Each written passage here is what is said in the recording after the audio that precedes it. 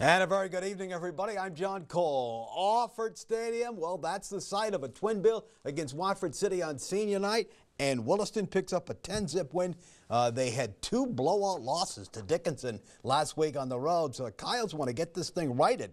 With the WDA coming up, they scored 3 in the third and 3 in the sixth to win 10-0. Micah Larson, an outstanding senior on senior night, been a great Coyote in football and wrestling and baseball. He's going to be missed. He goes 2 for 4 at the plate and is the winning pitcher. So a win there. Second ball game just about to get underway against Williston's rival in the WDA, Watford.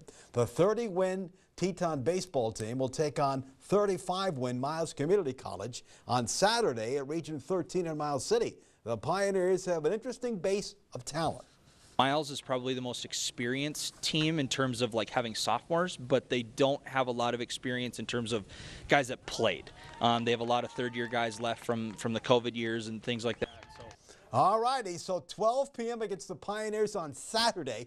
They've switched the schedule about 3 times. So it's Saturday at Connor Stadium in Miles City. Tetons look very good in sweeping the Bucks on Saturday at Offutt. They had their postseason faces on, and it showed. They look good in all aspects of the game. I saw them play both games, so I can tell you they played very, very well. Well, golf, WDA golf in Dickinson. Minot continues to roll, 300 for them. Then Century, Bismarck, Legacy, Jamestown, Williston is 6th.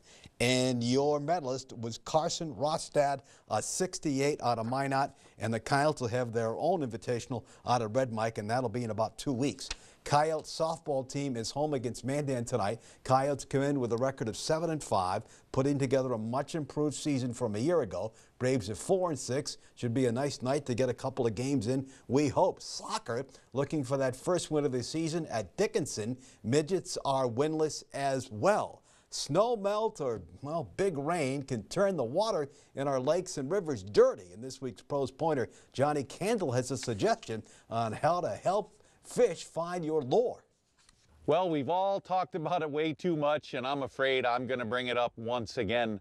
But winter just wouldn't go away this year. That meant a late spring with a lot of runoff. And with that, we've got dirty water just about everywhere. Dirty water means we need to put as many odds in our favor as we possibly can. And 3 things that I rely on when the water gets dirty is sound, vibration, and scent. I'm going to get sound from rattling jig heads, things that make noise when they move up and down. The scent comes from scented plastics. They're available in a variety of sizes, shapes, and colors, but that extra scent in dirty water lets those fish find our lures a little easier. And the vibration is going to come from high action tails, things with tails that wiggle a lot and a lot of ribs. Now, when I was a youngster, my father used to tell me quite often, son, children are better to be seen and not heard. But in this case, when dealing with dirty water, I think it's a lot better to be heard than seen. I'm Johnny Candle, and that's this week's Pros Pointer. And with that, we take a timeout on First News at 6.